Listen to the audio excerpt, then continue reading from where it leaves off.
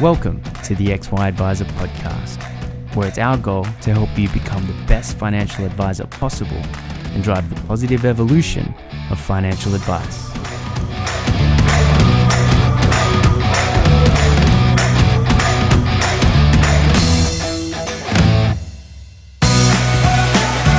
Hub24 is an ASX-listed company with over $15 billion funds under management and one of the fastest growing platforms in the market. Neither a bank nor part of a bank, Hub24 focuses entirely on connecting advisors to a broad range of investment solutions for their clients. Discover why other advisors think Hub24 are the best in the market and access the benefits of choice and efficiency for you and your clients with their market-leading managed portfolio solution. To find out more, visit hub24.com.au. Now, today we have Jim Stackpool, and this is a interview that I've been looking forward to. We've been sort of back and forth a little bit for, I don't know, maybe 6 months or something like that, but we finally got you on the ferry to join us here in our Customs House, so thanks for coming. Pleasure. Good to be here. Now, I was talking with Dave Carney the other day, and he was telling me that back in the early 2000s, he was one of your pupils. And I said to him, if you could ask Jim Stackpool one question, what would it be? And he said, after thinking on it for a second, he goes, well, the Royal Commission is a result of essentially the industry not paying attention to what Jim's been saying for a while. That's a pretty big compliment. And I said, okay, go on. He goes, the certainty of advice, right, which is what you've been sort of talking about for a while now. And his question was, well, why do you think it's come to this and the industry as a whole couldn't cut off the problem before it became a problem? What's your opinion? Yeah, great question. I think the industry really has its origins from product-based distribution, and we need products. We all need products to run our lives. But over a period of time, that distribution model gathered so much momentum and so much, this is just the way it's done, that the paradigms that then were built out of it in institutional land or union super world or product world, whatever, all just started to feed on itself. And I think most people in the industry, actually I'm sure most people in the industry, join the industry because they want to help people make better decisions with their money, their lives, so that everyone's got noble causes, I would say, and that every industry has got those on the side that don't do it for that, but they're the minority. However, how it got out of hand is that for so long we've just believed, and really it's only probably been 20 or 30 years, but for so long we've just believed this is the way it's done, and everyone thought that, well, it'll continue and it'll sharpen up and technology will sharpen up and competition may sharpen up a bit and there'll be smarter products out there. But what was obviously building, and not just in fin services, but in the environment, in government, in automotive industries, in retail industries, is just the power of the consumer. And thanks to the politicalisation of most causes, the only reason we got a Royal Commission is because a minority National Party senator had the voice that the prevailing government needed, and so, okay, I'll agree to do this Royal Commission, thanks to consumerism. And so there's not, I don't think, any one point that was because the product guys got out of hand or that the service guys got out of hand or the regulators just wanted to find a new fight. I think it's a whole coalescence. It's happening not just in fin services, but everywhere on the political and industrial and professional landscape. It's inevitable that change is going to come, and maybe it might blindside us a bit. The thing long-winded answer, I'm sorry, Clayton, but the thing I'm really interested in, because I'm probably anal than anything else, is that the report that the Royal Commission was based upon, 499 ASIC report, that was out for 2 or 3 years before the Royal Commission. And there was already remuneration in place with the major banks to pay, in the millions at the time, penalties for fee for no service. And looking through all the stuff that created the headlines, That had already been brought up 2 or 3 years ago. They were effectively shooting fish in a bucket that was well and clearly known. But the fact that it got to the headlines, I think, was actually brought about by a media industry really keen for some gist to get their teeth into. And now the remuneration's in the billions and banks are exiting wealth. Yeah, Interesting. I think the last count, I could be wrong here, but if I was to tally up all the billions and all the headlines, it was, I think, above $5 billion. Yeah. You know, I mean, there's more money now. I've heard that 5,000 people now work in remediation. Wow. And if you think about, we've seen about that number drop out of advice this year. I wonder what percentage of those people are making a lateral move like that. So if you were to think about it, your belief is the rise of the consumer is, across the landscape, across industries, and advice. We see it because we're in it every day, but it's actually a wider movement. Oh, that question. We haven't got the monopoly on this one. Yeah. And I think be careful the unintended consequences of what's coming around the corner. I think a lot of advisors are thinking, oh, God, I've just got to get through this FASIA 1 exam or 10, whatever it is, and I'll be right. I said, no. We're only just starting to see the start of the inevitability. And whether I'm selling cars or I'm selling tomatoes or whether I'm going for health services for my aged care or myself, the rise of the consumer demand movement and the rise, therefore, of new markets to serve that consumer is the rate of change is only going to keep changing. Something I've stumbled upon recently is, I'm not sure if you've heard this term, no one I've spoken to has heard this term, but it's a digital money manager. It's coming out of the UK. You're probably more aware than I that they went through something similar a few years ahead of us, and they saw a lot of advisors leave advice, and that created the environment which is probably a few years ahead of Australia. And this term that I've seen come out is digital money manager. Really aligns with this concept of consumer-driven, unlicensed education. So the way that my research tells me is that essentially the premise is, as the digital money manager, you accept that your client will have a growing list of fintech apps, let's call it, on their phone to help them manage their money. And then it's your job to not recommend them, but to give sort of a little bit more guidance and filling in the gaps for them. Because something like, say, Pocketbook is going to tell you where your money's gone, but it's not going to teach you the emotional engagement people have with their money. So which is the major problem with fintech products as a whole. They're always developed to solve rational problems, whereas money is an emotional, even though it's dollar figures and it's a very emotional thing. So this concept of digital money manager is going to save advisors $50,000-$60,000 at the moment per year to be unlicensed, pivoting to start using where the world is headed.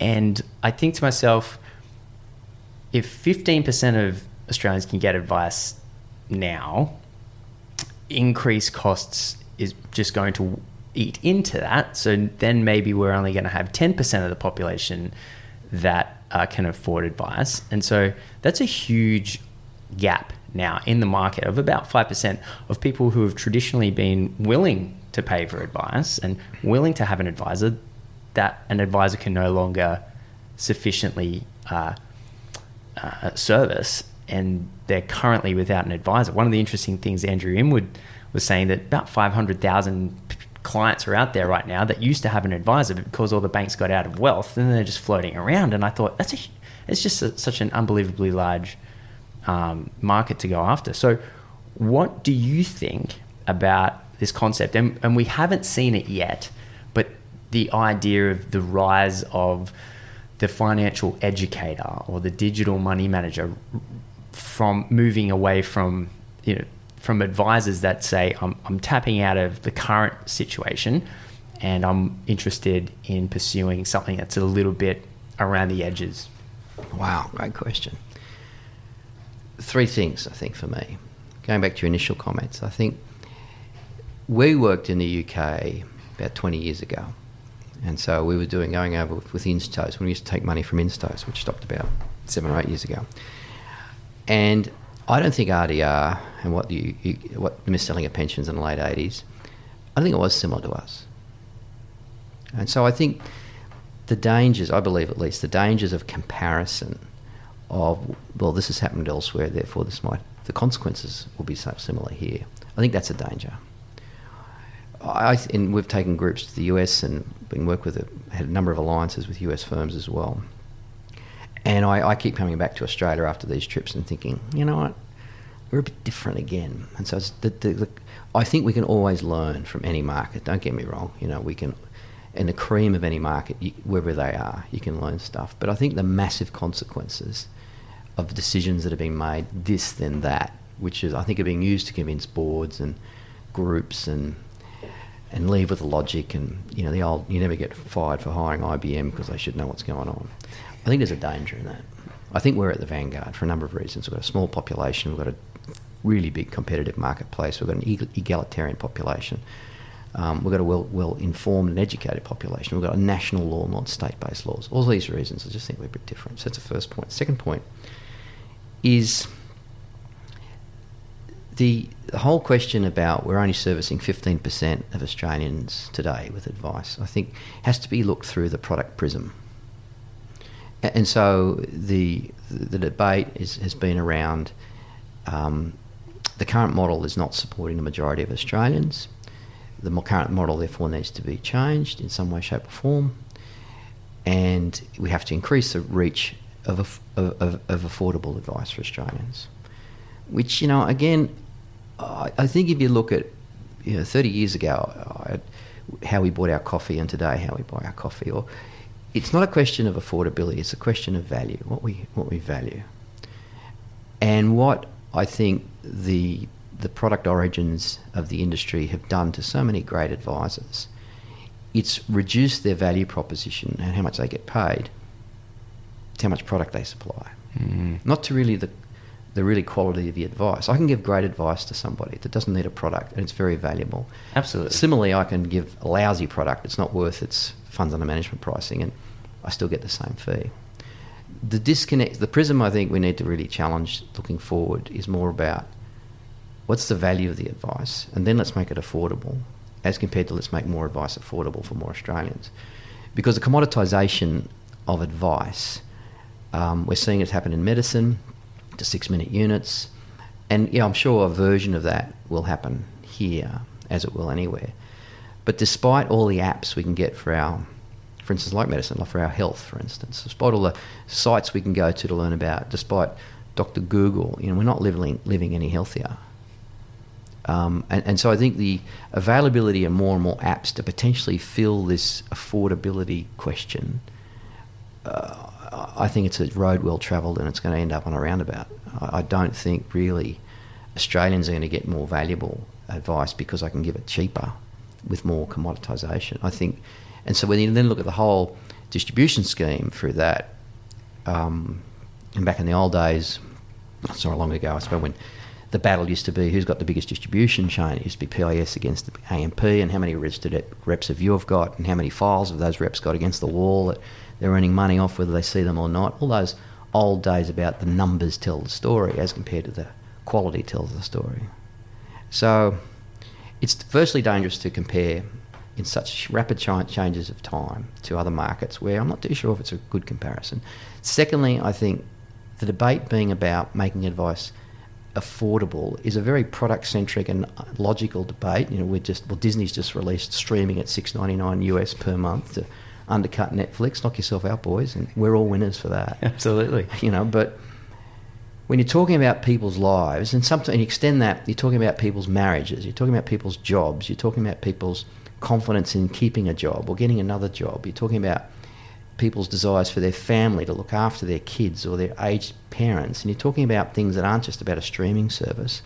and you're talking about commoditizing it in such a way they get really valuable advice, I still think most of us, despite, it's 2019 heading into 2020, most of us still think of a product solution as compared to an advisory solution, which I don't care if there's product attached or not.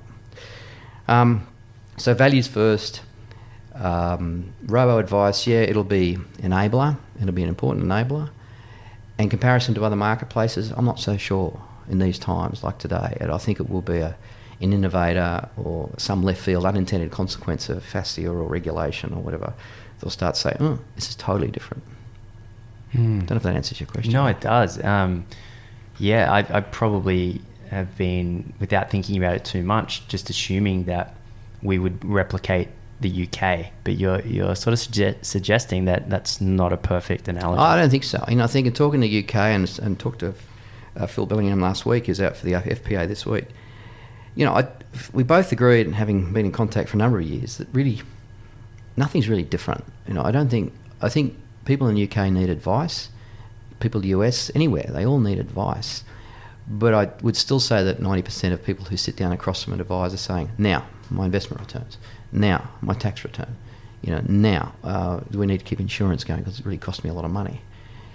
And we're not talking about that emotional side that you touched on, which is, I just can't save, or, I just can't get an agreement with my business partners about where we need to be spending money, or I know I'm going to bring this topic up because I'm really stuck in a job. I really haven't got the confidence to go out and do it myself somewhere else, and I haven't got a plan or a partner or someone to do that. And the accountant might be good at it, but the accountant, the poor buggers, they themselves have sort of got a wrong model. Absolutely. Pricing it on the effort they give. Yeah. And, not many... I just don't think that model is immune to the same sort of, maybe not as visible changes that Fin Services is going through.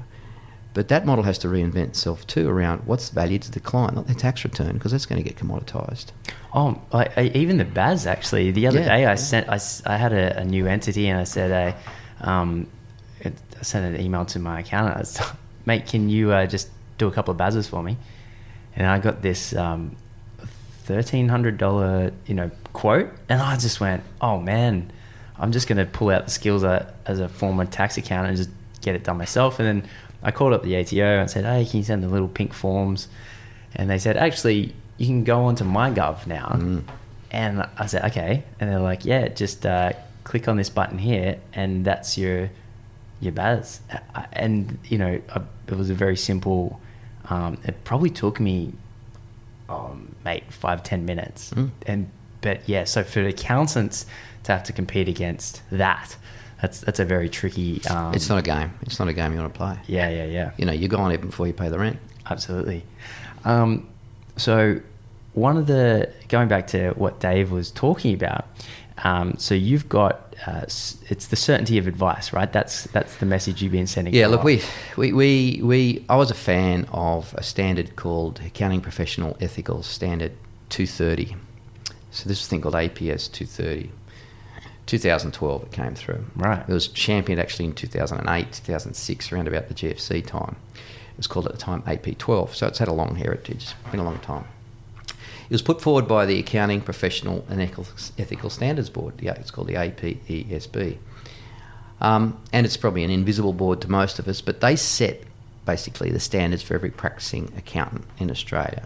Right. So if you're going to do sales tax, this is the approach. If you're going to take an approach to... They put out governing rulings and bodies and have all these different standards, which accountants by there, whether they're certified CPA,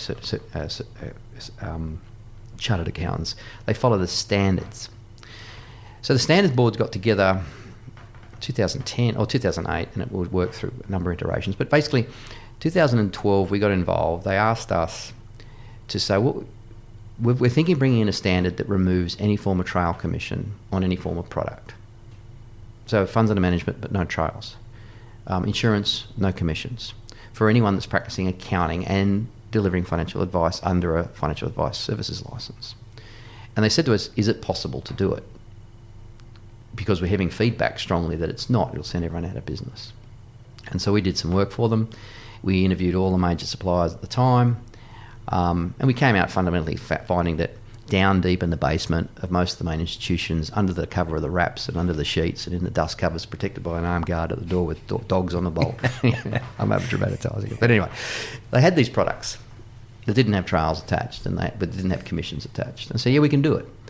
But the rollout to our current distribution group would be a significant change if we were to sort of roll this stuff out, because all the products out at the time people were charging 100 basis points, 200 basis points, not even level commissions on products and things like that. And so it was, yeah, we've got them and we've always had them just in case we need them. And, you know, and again, I didn't go down to the basement and check them out, and I'm not an advisor, but so they said it'll be a significant change, but we're ready for it. So we went back and said, look, and we obviously had been biased on the other side, saying, well, we're working with advisors every day who are out there simply charging retainer fees in flat dollars and giving back all commissions where they could. Some products you can't, or now you can. Giving back all trails and just charging a flat fee. And that's the advisors we work with. That's our model. And so we presented it. And the standard got passed. It was actually passed. And they had a 5-year lead-in period. And we thought, great, you know, this is really good. This is a great initiative. The accountants are going to stand out, and maybe the others will follow. Maybe not, who cares? But the market will figure it out. 3 months later, it was overturned. It was overturned. The standards body changed back and reverted and watered down the standard and said, you can still do whatever you want to do, but just make a note in your FSG or wherever to say standard. They've been lobbied.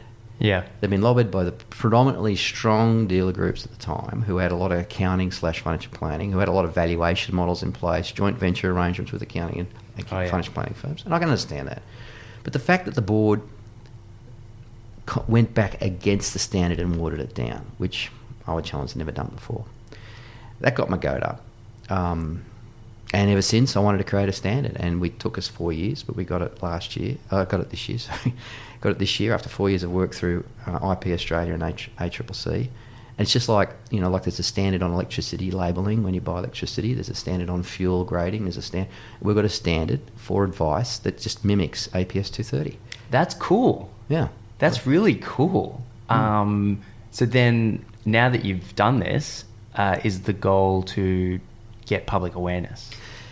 The goal is simply for those advisory firms that are following a standard and they want to meet and talk about how, as a group of advisory firms, they could better deliver as per the standard. Yeah. And every firm, Clayton, has got a mixture of clients. You know, some they've inherited, some they're getting today, some they've bought, and no two clients are the same. And depending upon the size of the firm, there's a lot of heritage and legacy promises and propositions out there. But fundamentally, the standard gives some advisors who are interested in it the opportunity to take some of their clients, those that they want to take to a new standard, across to a way of charging, presenting their proposition, delivering on their proposition, and having a forum to say, well, how do we go about doing this stuff effectively?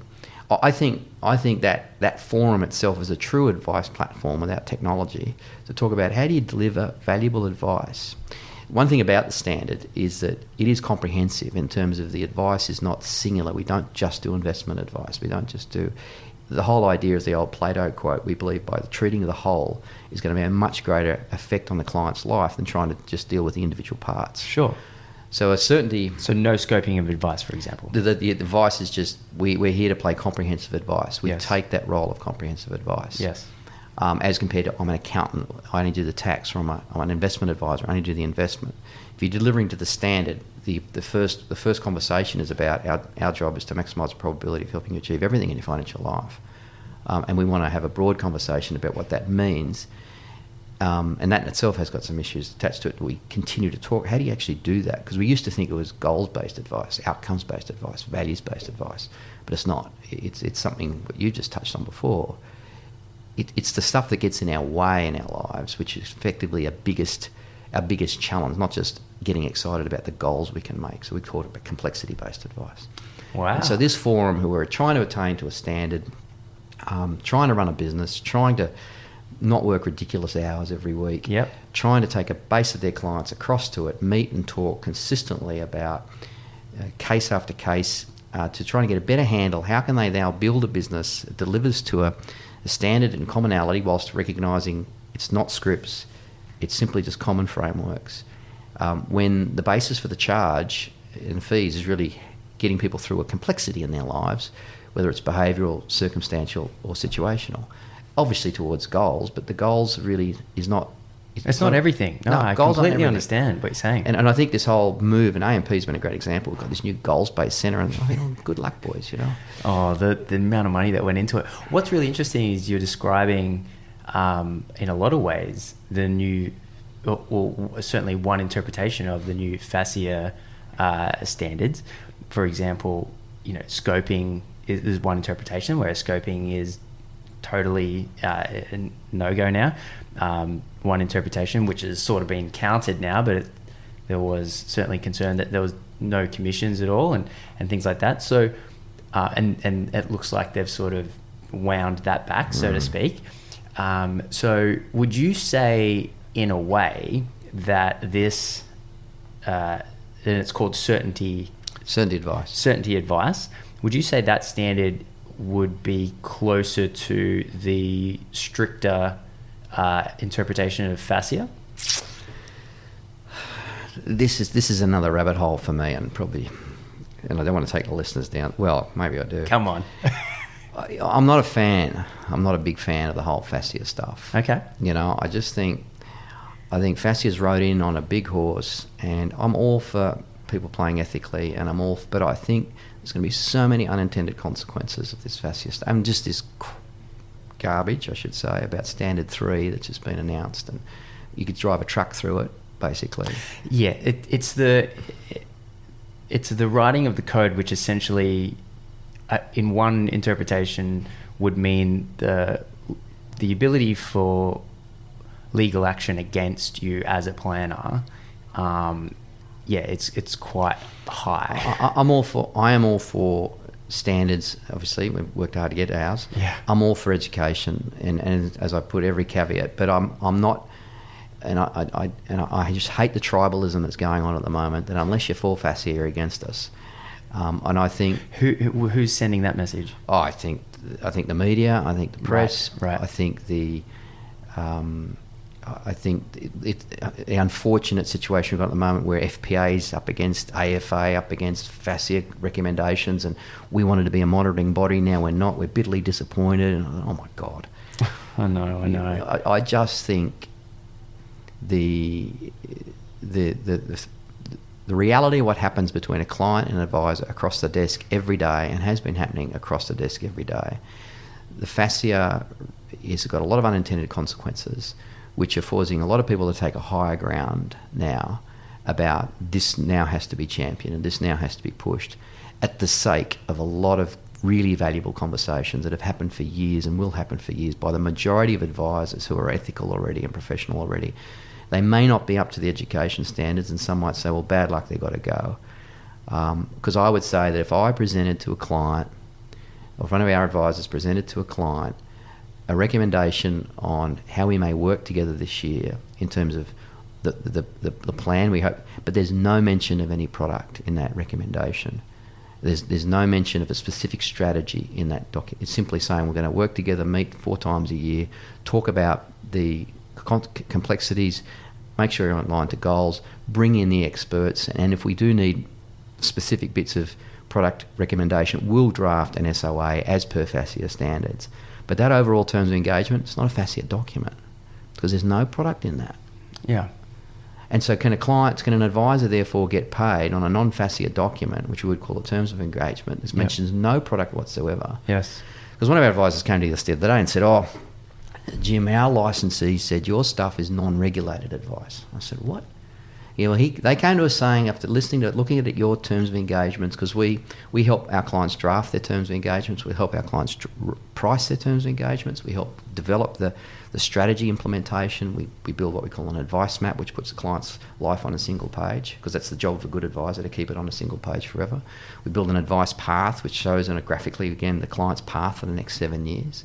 And we build all that stuff based upon our listening, or privacy, obviously. We listen to the client's conversations between client and advisor. We play that strategy mode. We give the terms of engagement, no recommendations of a specific product. And one of our advisors came back and said, well, that's non-regulated advice. And I said, what's regulated advice? So that's when I'm talking specifically about this super fund or this element of their estate or aged care. And I said, well, hang on.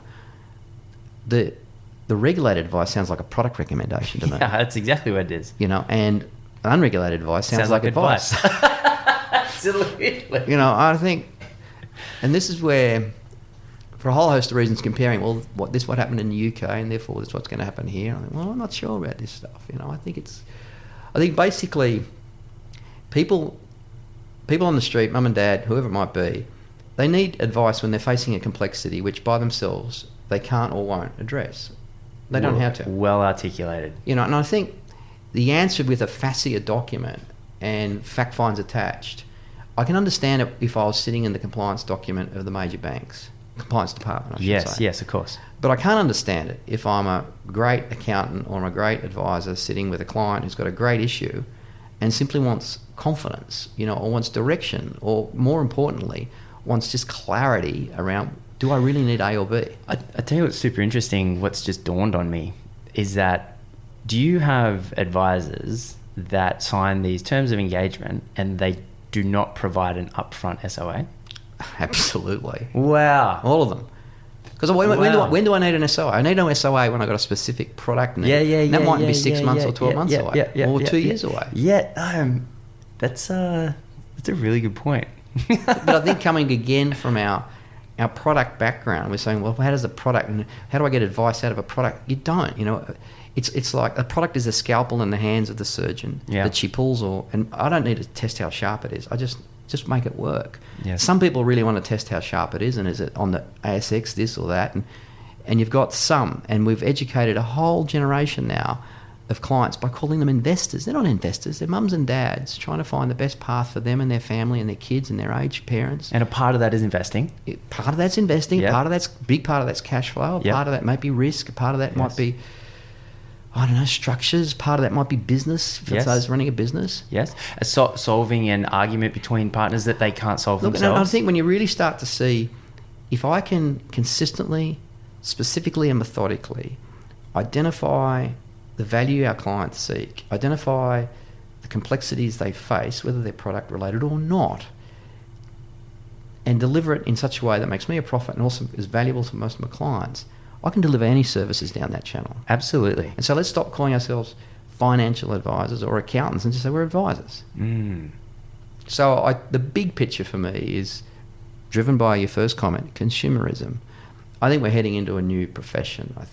That's my pun. I think we're moving into an era that we're going to have roles that probably, you know, like IT, hasn't really been invented yet, but the need for it is going to be huge. You know, our population's aging, our choices are getting more and more wide and varied, our expectations about what we could earn or maybe not be able to earn, yet we are ill-equipped. We're not wired for the financial decisions. And so being that mentor between the client's actual life and their financial life, being that invisible hand that pushes the clients or pulls the clients through tough conversations they've been putting off for years, hoping that their wife or their brother-in-law will solve themselves. You know, being that person who's got a bias towards action to make sure things get done, because I'm just doing it in the best interest, not because I get an extra product flog and I get on the next pina colada trip overseas because I've sold so much product. Yeah. You know, and I think there's all these connotations that have been around since Adam played fullback for Jerusalem about what makes a great advisor, a great confidant, without being a mate. It's commercial, it's not social. Yes. Even though in the country it's harder to do that. Yes. And I think these elements to deliver each client their unique certainty, as we call it, and overcome their unique complexity, even to the fact of bringing in your significant other to meetings every year to talk about really what is of value to you. Because I've met your partner many, many times. I've never met you. And it's like going to the dentist without your teeth, not bringing the other person in. How are they affecting this person's financial life? Absolutely. I like what you just said before, delivering unique certainty through unique complexity. That's a really good way to articulate advice. Very similar thought patterns, just you've explored them so much deeper than I have, but this whole idea that it's our job to deliver solutions to financial problems and to receive a fee in return for that. And if you think of it in terms of, say, a bar graph to deliver as much value as humanly possible and to receive as much value, because someone somewhere is getting money from that client. It might be the pizza shop down the road, it might be Disney Plus, it might be school fees, it might be the tax man. So why would you not deliver more value so that advisors receive more and deliver more? That's, to me, a perfect scenario. What's really interesting is I don't think I ever, and it's kind of something I regret now, I don't think I ever signed a terms of engagement and didn't start with an upfront piece of advice. Yeah. Well, but that's how we're trained. I think that goes back to our paradigms, how we're trained in the product-based industry. Yeah. The first engagement was, and back in the old days, you got to get their investments first. And it seems crazy. If I think about it now, it's like we've just started this journey together, and I'm putting this 30, 40, 50 page legal document in front of you while you're just still trying to remember what color my eyes are. Like we're really early in this trust building relationship. It's kind of putting the cart before the horse a little bit. And I think when you get further away from it, it's more about what does the client value, and this is where, unfortunately, despite well over the vast majority of people become advisors to help people. Yeah, they're then thrown into an environment. Well, you know what, Jim? To get paid, you got to put an SOA out there and get some product in place. Yeah. Well, why? Yeah. That's just the way it is. Yeah. Oh, or it's an hourly rate down the accountant. Oh, I don't want to do that. Yeah. So I think it's, hang on, we're not fans of hourly rates, but point is that what does the client value? And not just what they valued last year, what do they value this year? I don't go on last year's balance sheet, I don't get last year's salary statement or investment return. Why do I go on last year's understanding of what is their complexity this year? And I don't make that assumption. And I think all I'm getting at is that so much has been built and we've just take for granted in this industry because it's had a product-based origin, then really get back to, why did you get in this game? I get in this game to help people. Great, okay. Let's deliver more stuff that the client value. And if there's a product, let's do it with SOAs and ROAs and everything. Yep. But there's no product, then, is your advice still valuable? And this is the nexus. This is the thing that really gets me, is because so many advisors have been doing it for so long, they don't value what they do. Yeah. I've got to prove what I've done. Yeah. Are they going to pay me $4,000 now? Because they were paying me $2,000. Yeah. Let's test it. Oh, God, no, I can't test it. Yeah, let's test it. Yeah. Well, I've been doing so much for so many for so long and getting paid a bit, but I know I've done too much for too many and not get it. But now test it. Yeah, let's test it. Who's coming in? The Joneses next week. Here's recording. Go and do it. Send us it. Let's give you a price. I can't charge them that. Why not? We priced 40 of them this week and they all went out roughly about that. I can't do that. So this whole question of, I've been tied to, I did 10 hours work, let's write it down to 8, I'm at $250 an hour, therefore it's X. Yes. Or I've been so tied to, you can't charge them. Mum and dad, that amount of money, you're ripping them off. Well, hang on, what's their value? Yeah, no, 100%. What are you doing in exchange? I can go and buy a bloody Korean car and go from A to B, or I can buy a BMW and go from A to B. You're telling the people in the BMW they should buy a Korean? It's this perception, these people, what's the perception of value that's being provided? And I'm not Manny Casamata, Storm Financial, seeing how much the koala can bear and just writing it up as much as I can. Don't get me like that. I'm simply saying, what do your clients value? Yeah, 100%. And this is where the business side of it comes in, because there are a lot of advisors trying to run a business as compared to a lot of businessmen trying to run advisory practices. And I'm finding now that our average age of our advisor coming to us is they're usually under 40. They're thinking business-wise. They can't repeat the careers of those who went before them. They can't make their people work ridiculous hours and build up a client base of C's and D's to become A's and B's, all that garbage from the old days. It's more about how do we collaborate with each client, add significant value and not work ridiculous hours or not even work in the same office. Do you, because if I was to interpret a lot of the stuff we're talking about at the moment, it's obviously this holistic, high-touch, high-value, high-fee advice. With your advisor clients, do you tell them that this is your core offering and we should work towards that, but also have a secondary offering where it's a low touch? They've all got, and let me just, touch doesn't mean anything to us. I think we've still got this product mentality, 4 meetings, 6,000, 2 meetings, 3,000. What? Why is 4 meetings better than 2? You're digging 4 holes rather than 2. I only needed 1. And I think we still attach activity to value. High touch. I touch you a lot. You've got to have 28 touches. What? And so I think this more comes from a product background or an hourly rate thinking paradigm. It says, if you're adding significant value, if you know the client more than the client knows themselves and their behaviours and their complexities, and if you can anticipate the effects of legislation for your clients more before they even become, if you offer what we call a no surprises approach to the rest of their financial life, as long as they're paying you a sub, and the sub might be $1,000 a year, it doesn't have to be 10,000. Right. But I'm making money on the 1,000. I need to make money on every because it client. reflects the complexity. Reflects the value. This isn't about Stackpool's only go for the $25,000 client. That's garbage. Right. Yep. By people who I think who are still stuck in that. My clients are different. They're mums and dads. They haven't got a lot to live on. They've got an allocated pension. They're whatever. I think get rid of the paradigm and just start think about. Let's test 1 client, 2 clients, 5 clients, 50 clients. What do they value, and what are they willing to pay to get access to you, so that they can live more confidently in their lives? That's super interesting. Yeah, because if I think about it the way that I used to do terms of engagement, it would be I have these packages and I talk to you and I think you need these services, so I'll plonk you into this package and then I'll give you an upfront SOA. Whereas you're sort of taking it from the seat of knowledge, so to speak. Like, you're coming to me and basically you're going to pay me to solve your financial problems. And then depending on how complex they are, will just simply reflect the fee. That's right. I think we talk about access pricing or retainer-based pricing. For you to pick up a pen and take on any client, in the past we've sort of priced upon, it's only a tax return or it's just a rollover. And we still need those advisors that'll do that sort of work. 100%. Don't get me wrong. We still need those guys and girls who can, and I call it the knee surgery stuff. We still need knee surgeons, but I'm not going to keep paying a knee surgeon.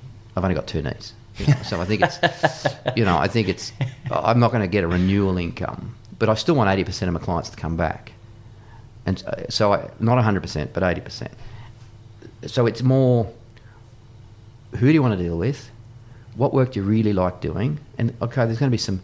The work is still hard. You still got to be there for the hard advice and deliver it the hard advice. You still got to give advice, not easy advice, like jump in the market when it's booming. It's easy stuff. The hard advice when to do things which is contrary to 35 years of habits or thinking or collaboration. Yeah. And I've still got to earn the stuff, and I can't take it for granted. But I want to make sure I can build a system that my 25-year-old can do it as well as I can, even if I'm 55, not because they've got grey hair, because they're going through a similar methodology to say, hey, Clayton, what's of value to you? Hey, Clayton, what's the situation you're in? And I'm not going to act like a smarty pants at 25 to a 55. Sure. But I'll do it respectfully. Yeah. To really this is what's of value to you. And if the 25 doesn't know the estate plan or the Section 7As or doesn't know the ETF or the SMA or whatever, I can get people to do that. And I'm not saying let 25-year-olds run loose, but I am saying the methodology and thinking that I've got to have grey hair, I've got to have experience in products or knowledge or tax, we'll still need the knee surgeon. But I think we're moving into an era of what is really, really like a project manager of sorts. Yeah, of people's financial lives. That makes sense. So, so if you're talking about the ability to scale the service of solving complexity, then one of the best things I've heard about great advice is the ability to ask great questions. So my guess is that your clients learn how to ask great questions. Yeah, I think it's you've got to ask great questions, no question. You've got to, I think, and we just did a session this morning, it's more about probing into areas that clients probably haven't been probed into. We talk about your client ideally should have a discovery every single year about why I'm engaging you. Ooh. The client should rediscover, okay, yeah, you're right. That's a really good KPI. Because quite often it's they've generally called the first meeting with the client a discovery for the advisor to discover, and we think it's the wrong way. I think, no, the client's got to discover. You've made me discover something about my behaviours or my attitude towards money or to my behaviours internally or to the issues and how I've addressed them. you've discovered, or I've discovered something about the significant other I've been living with for 20 years that I never really knew until you started opening up these conversations. We had really good conversations after. And it wasn't because I just asked smart questions. It's because I was just simply, I had a real smart focus, which I really want to understand individually, as I said before, your unique certainty and your unique complexity, which is quite often means I've got to get one member of the couple to shut up while I listen to the one that's never really talked about this stuff before. And they voice things that, and I'm not looking for that emotional moment with the tissues and saying, I've got them. It's more, really, if we're going to work together and why are you going to pay me a fee, is it what do you really consider to be valuable this year? And regardless what you paid last year. Good question. And I think that's, but Clayton, great advisors have been doing this for years. Yeah. And they do really good engagement, but then they've come back to, okay, now I've got you to sign the ROA or the SOA, and this is how I get my money. You've got to transfer this fund from that. I think, oh my God. Oh, no. Because it's come from that product or hourly rate mentality. Yeah. And we're just saying, there's no product needed for 6 months or 8 months. It doesn't matter when there's product needed. Yeah. But you deserve to get paid for the value you're adding today. Yeah. Which is helping people make smarter decisions with their money. I don't want to lock them in. They can pull out after a quarter or 6 months or whatever. It's not locked in and press hard 3 copies before 30 June sort of garbage. I've seen a lot of really good advisors recently try to make all of their product recommendations, whether they're investment, super, insurance, whatever, as simple as possible, in order to not attach, almost specifically not attach any of their value to those complexities of the product. How do you feel about that? If it's we are pretty big on putting the client's life on a single page. So if you go to any certainty advisor, you'll be presented with what we call an advice map, which really hopefully on a single page for every client, no matter what the complexity. Here's where we're going. Here's what we've got to get over. Here's our priorities we need to attack this year, and here's your priorities that you've got to do some work on each year. But everything on this page is your whole geography. So trying to make it as simple as possible, reduce it to pictures, in our opinion, or a map. We're fans of mind mapping, and we picked this up in the US 20 years ago. We didn't invent it. And then the advice path came from advisor Dave Murdoch down there in Melbourne, Paxton Bridge. Talking about, let's put it graphically over 7 years. It's just, here's the path, and it's only a PowerPoint, but it tries to match. Here's when we turn on the cash flow stuff or the allocated pension or the retirement or the super, and here's when you should get those outcomes of the holiday home or the holiday or looking after the kids or aged parents. And here's where we've got to get through some of these hard bits about you two collaborating better as a couple. And just so we put complexities, we put objectives, we put strategies, just to try and make it simple. And then it's sort of like behind the scenes, there's probably tons of complexity and tons of negotiation with different specialists on really complex cases, with different experts. But it's just like surgery, I guess. I don't want to get too much into that detail. I really want the outcome. Now, some clients are forced to get into that detail because they think I better protect myself here and bring in my own experts. Yep. But I think that's again coming off the back of 30 years of product domination as compared to expertise on solving the problem. I just want to go to a master builder or a master advisor that helps bring this together, and I want it for $1,000 a year or $50,000 based upon the complexity in my demand. I wouldn't mind asking you about valuation of businesses of the clients you've worked with, not in terms of dollars, just in terms of what you've seen do well. One of the things that Andrew mentioned was that there's a lot of external money from Australia that is looking to purchase into off-market financial planning businesses, and the number that he legitimately said was 10 times revenue, which just blew... Revenue or EBITDA? Oh, sorry, EBITDA. Yeah.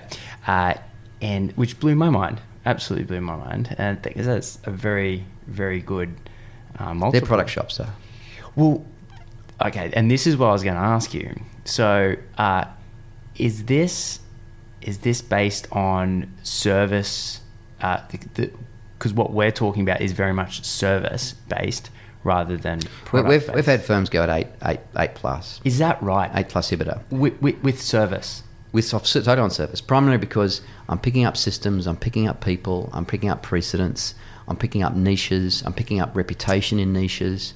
I don't have to invent this stuff. I've also got another non-niche, non-precedent base that I can merge in with this and get significant more value, and we've seen that a couple of times. And it's only a couple of times. These are really early days. Sure. I would still say the premiums, AMP's pull out of Bollard was just, there goes the underwriter of all valuations in Australia. Thank God. Because it was borrow first resort. It wasn't never borrow last resort. And it was an internal buy that I could buy it at 4 times, sell it on to some other person coming out of the AMP Horizons Academy at 3 times, and then they'll stay for 20 years anyway. So it was a really totally inflated market. Thank God they're gone. They're still overinflated, I think, but hopefully no AMP people listen to this. Yeah, I think probably the caveat is it's good for the industry, but obviously sucks for them. Oh, well, I think, yeah, look, I do not know how AMP is going to remediate those guys who have actually bought it 4 times. Well, I interviewed Neil McDonald. He's the head of the AMP. I saw that on your list. If you listen to that podcast, it sounds like they've got a pretty good class action case. So time will tell. Yeah. All I'm getting at is that I think external parties coming in on a big institutional basis, they want platform, they want space. And this is where I think the weakness of Standard 3 with Fascia is, because it will still enable firms to build their own white label platform. That by itself is not significantly extra money, as per the wording, not significantly extra money in revenue flow, but it's huge valuation from a balance sheet perspective. 100%. And it's conflicted. Yeah. Totally conflicted. Well, it's it is, but we don't like to talk about it in those terms. I don't know. I just, and again, that's the other thing with certain advice. No perceived or real conflict on the advice. No white labelling. No commissions, no kickback, no rent assistance. It's just, I only get paid by one person, you, Mr. and Mrs. Client. It's is that similar to the, I'm pretty sure they got the same name as we do, XY Planning Network in the US? Don't know. Yeah, it's sort of similar. It's no commissions. And so what percentage of advisors do you think could actually move into this style? 80%. I think 80% could. Because I'd still come back to 80% got in the business to look after people, not look after... they prefer to stare at people rather than stare at screens. And I still think they could, if they fundamentally take the leap of faith. My advice is valuable. Yeah. My advice is valuable. I won't do it overnight. I'm not going to do it next year. I'll do it over the next 3 to 4 years. It's a transition. The new ones that are starting out, we're saying this is the best of times to be testing this stuff. Absolute best of times. You look back on this like the PC's just been invented. It's 1979. The world's still running around on hardware.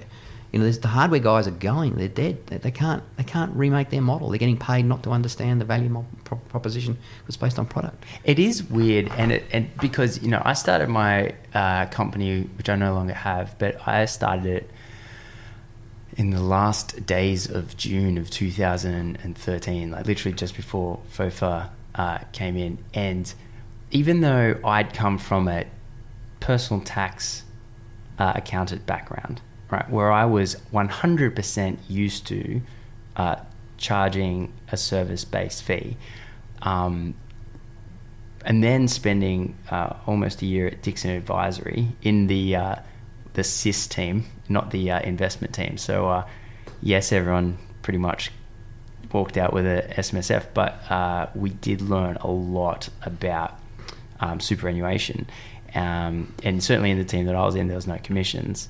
So I'd sort of come through that as a power planner at Dixon, and then I ended up 12 months in Horizons, and that's where I kind of it was Dixon as well, I guess, because everyone was all about moving the money, right? And so by the time I'd done a year at Dixon and a year at AMP, I just didn't consider anything else other than, okay, you become a client and then you get an SOA, and we do the thing.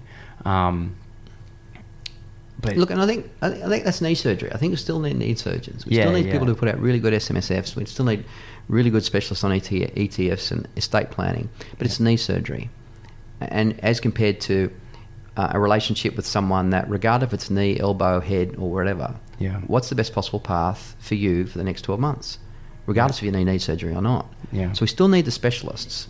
But I'm not trying to decry that. Yes. I'm simply saying the position that's going vacant at the moment is who's the general practitioner for getting paid for quality advice, whether there's a product or not. Well, yeah, and I think the fact that I was more comfortable charging, like telling my clients they were charged a certain fee because it was a product, and then I was receiving money via them.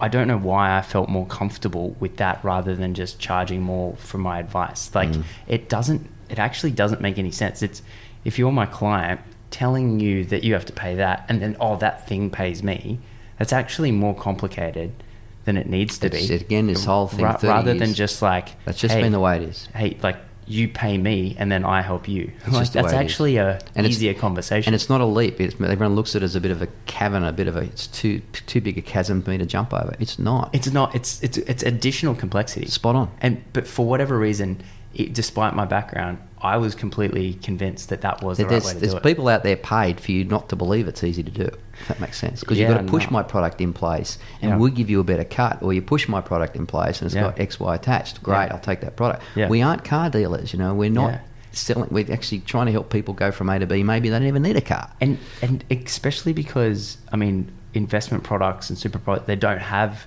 commissions attached to them anymore, and yet still the behavior is so hardwired that we just feel that it's changing though. It's changing. Oh yeah, I mean, with conversations like this, I mean, I haven't heard this too often. I think I've only probably had one conversation in my life where it became clear that the person was not providing an SOA up front.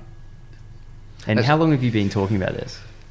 Well, look, I picked it up working with great accountants in the 80s. We started doing this in 1989. So we gave the first agent as a business person's course up at Coolangatta Green Mountain Resort, not 4th of November 1989. And amongst that crew, you're thinking, guys, you've got to get off hourly rates, you've got to get off. And that's when tax deduction, $3,000 of superannuation was tax deductible immediately. So just take it in, off you go, boys, happy days. And so I just think, despite all the changes, everything old's new again. But the unintended consequences of too much reaction, got to make it affordable, got to watch out for robo-advice, you've got to get FASI accredited, is taking our eyes further off the ball, talk to clients that value you and make sure you put a price on that gives you fair reward, keeps the majority of them, and enables you to deliver, whether there's a product attached or not. Yeah. And we call these strategy papers, right? This is the term that I see. I think that's why it's just advice. It's just plain vanilla advice. Yeah. It's helping someone with complexity go through A to B with more confidence. Yeah. The words you use make it sound, look, and it's not a very simple. It's not a wordsmith thing. It's just authentic value, and everyone's got to put their own fingerprints on it. It's not a script. We're not fans of the American approach to learn a script off by heart. It's not a religion. It's simply what's in the client's fundamental best interests. What's their best path? Here's the price for that. I'd love you to come on board, but if it's too expensive, I get it. That's okay. Yeah. They're probably cheaper elsewhere. I'm not trying to compete on price. It's just got to be valuable to you. And next year's fee, it's got to be valuable to you. I don't know what it is, but it's got to be valuable to you. It is one of the weird things about advice that you can go to 2, 3, 4, 5, 10 different advisors and you'll get something really different across the whole spectrum. Do you think that's something that can change over time, or do you think there's healthiness in that? I still think when you look at sort of the premiums, you look at some of the advisors who specialise in certain niches and they've got away with farmers, or they've got away with double income, no kids yet, or they've got away with pre-retirees in a certain regional area. And I think we're always going to have unique complexities and unique certainties to search for, and we'll have therefore quite unique methodologies in our firms that deliver on that. So I think you can put 11 economists in a room and get 15 opinions, and I think to a certain extent that's the beauty of it. It's not Coca-Cola formula, pump it out the same all over the world. Yeah. The uniqueness is your methodology, not the output, because I think we all like different things, different clients, and it can be taken to this because I hate the term high net worth. It can be taken to any worth, provided they see value. Yeah. One of the specialities that I worked with was, I think it was my friend Naomi Christopher told me, Henry, it was a high earner, not rich yet. Yeah, sure. And I was like, that's neat. Yeah, I had, a lot of, young adults in their 20s. They were actually most of the time working in finance. They just didn't understand personal finance. They understood corporate finance, and then they didn't understand that psychology and that the emotional attachment to money, and that was kind of my job. So mate, I wanted to thank you for coming in. Pleasure. Because it's been a great conversation. Thanks. For advisors that are sitting there and want to reach out, learn more about what you do, I know you've got an online portal. Yeah. Can you let us... certaintyadvicegroup.com is our site. We're running our first advisor conference, Certainty Advisor Conference next May. Awesome. May 14. Very It's going to be open. Because we want to, and rather than getting the head of X bank or Y ASIC or Z institution, we're getting advisors up who are on this journey, not saying they're superstars. They're simply authentically talking in probably 10 to 12 different TED Talk style days with a panel about, how I went across to retainers, or how I got off hourly rates, or how I converted a model that keeps the majority of my clients without even knowing what the proposition is next year. So we want to get advisors talking to advisors who are on the journey, whether they've been doing it for 5 months or 15 years with us, and have that as a bit of a forum which people could come to, and we'll release a research paper just before it. So we're pretty excited. It's 14 May next year. We're going to put save the dates out. So sensational. I'd love you to get you to come along and see what you think of it. Man, I'd love to come along. Awesome. Well, thanks for coming on the podcast. Pleasure. Thanks, Clayton. Cheers, mate.